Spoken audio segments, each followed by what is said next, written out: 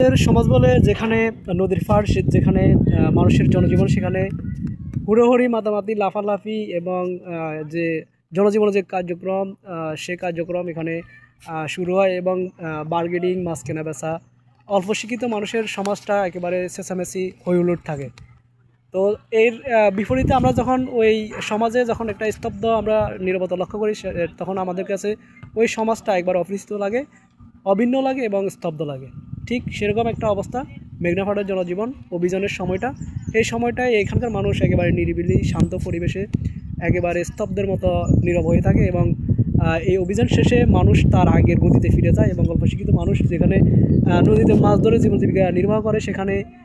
Gathering, মাছ কেনা বেচা, দরদাম হাঁকানো এবং বিশৃঙ্খলা লাফালাফি মাতামাতি ইত্যাদি তার আগের যে পরিচিত মুখ সেই পরিচিত মুখ ফিরে আসে এবং তার স্তব্ধতা ভাঙে, তার কোলাহল এবং মানুষের জনজীবনের যে প্রকৃত রূপটা সেই রূপটা ফিরে আসে।